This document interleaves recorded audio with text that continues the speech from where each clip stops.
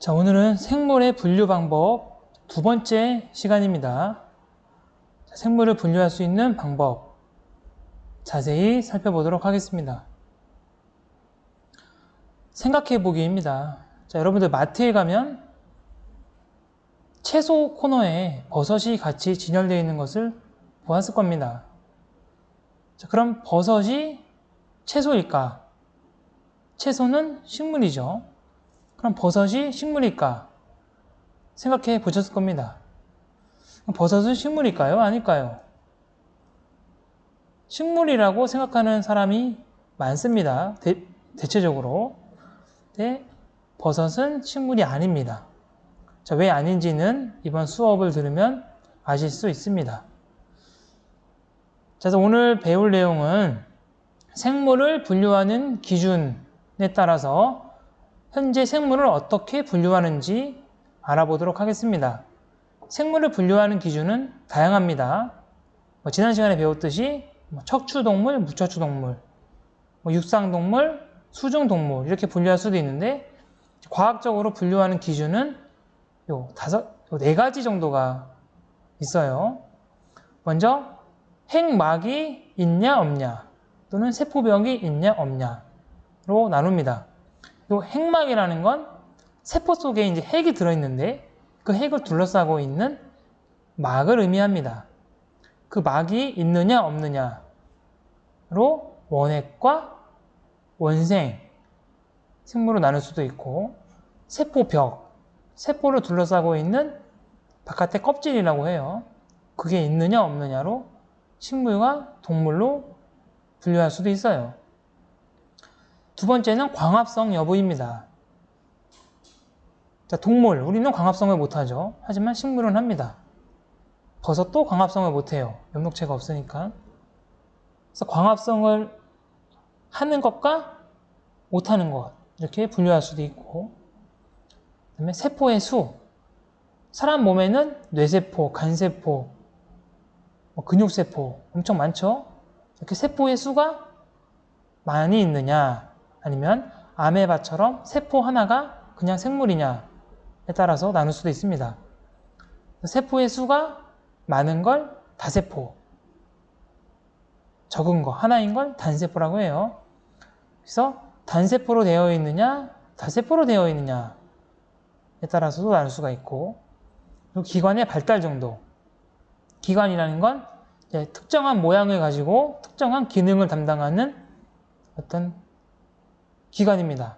예를 들어 사람의 심장, 위, 뇌, 간, 폐, 식물의 뿌리, 줄기, 잎 이런 것이 기관이라고 해요. 그럼 기관이 발달이 잘 되어 있느냐, 되어 있지 않느냐에 따라서도 분류할 수가 있어요. 동물과 식물은 기관이 잘 발달되어 있는 반면에 원핵, 원생생물 같은 경우에는 기관이 없죠. 여러분들 미역, 다시마 보면은 뿌리, 줄기, 잎이 정확히 구별되지가 않아요. 이런 건 기관이 발달되지 않았다고 봅니다. 이렇게 네 가지의 기준으로 생물을 분류할 수가 있는데 네 가지 기준으로 생물을 어떻게 분류했느냐 그 결과를 좀 살펴보도록 하겠습니다. 가장 먼저 나오는 게 이제 가장 아래쪽에 있는 애들이에요. 즉 가장 멍청한 생물이라고 생각하면 됩니다. 쉽게. 그래서 원핵 생물이라는 개가 있습니다. 원핵. 자, 원핵이라는 건 핵을 구성하고 있는 막이 없는 애들로 되어 있는 생물입니다. 핵막이 없으니까 세포 안에 막이 없으니까 핵이 잘 보이지가 않아요.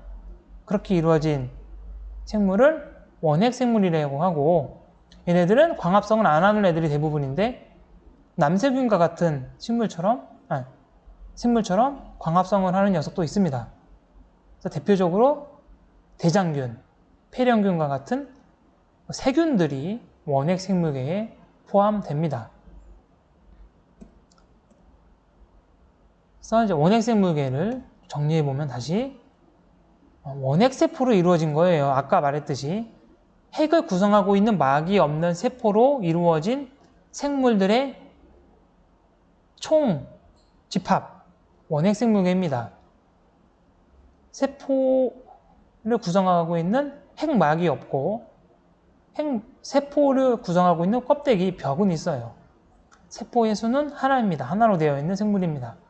광합성은 대부분 안 하지만 이렇게 남세균과 같은 녹색을 띠는 애들은 광합성을 합니다. 자, 이게 남세균이고 이게 대장균이에요. 이렇게 세균들을 우리는 원핵생물계라고 부릅니다. 그럼 핵막이 없는 세포로 이루어진 모든 생명체를 원핵생물계라고 했으니까 핵막이 있는 세포로 이루어진 생명체는 다른 것으로 분류하겠죠.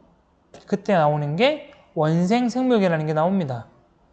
자, 두 번째 원생생물계인데 핵막으로 구분되는 핵이 있습니다. 그래서 이 세포를 보면 가운데 동그란 덩어리가 있어요.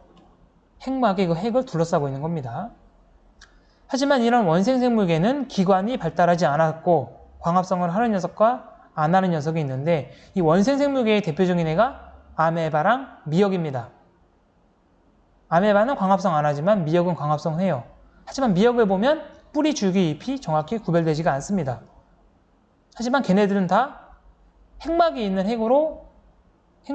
핵이 있습니다.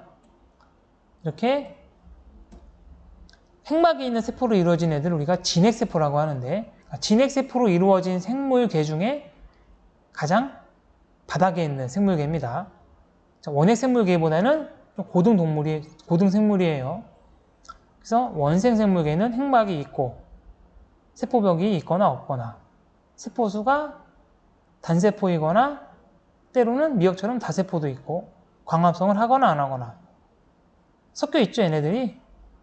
그래서 원생생물계에서 가장 중요한 건 핵막이 있느냐 없느냐 요겁니다. 대표적으로 요 미역, 다시마, 김, 아메바, 집신벌레 이런 애들입니다. 얘네들을 원생생물계라고 부릅니다.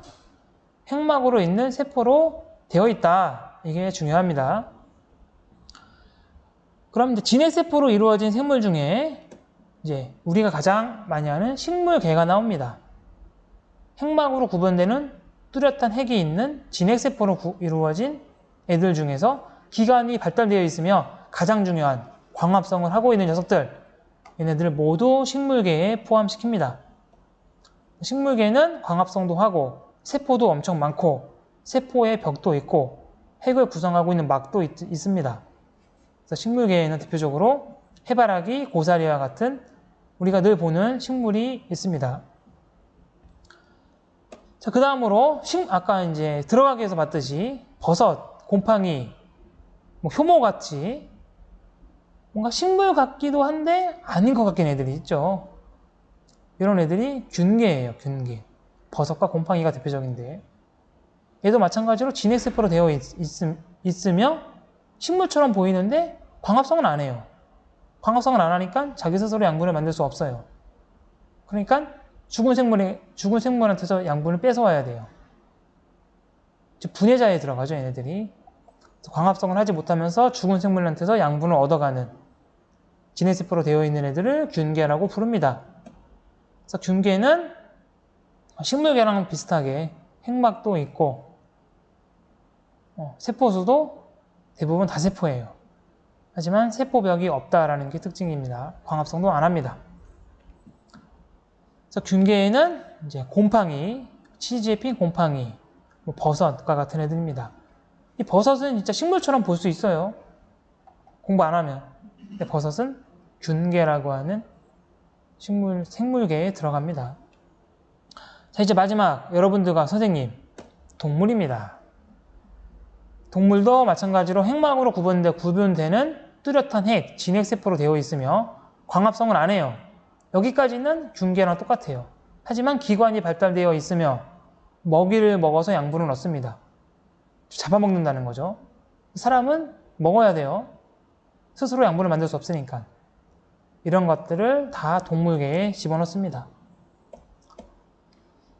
그래서 핵막이 있는 세포로 되어 있고, 자, 동물이니까 세포벽이 없습니다. 세포는 많고 광합성을 안 합니다. 이런 동물계에는 소, 해파리와 같은 애들이 있어요. 자, 이렇게 지구상에 있는 생물은 원핵 원생, 식물계, 균계, 동물계로 구별할 수가 있습니다. 동물계, 균계, 식물계, 원생생물계, 원핵생물계 이렇게 5개의 계로 구분하게 됩니다. 잘 기억하세요.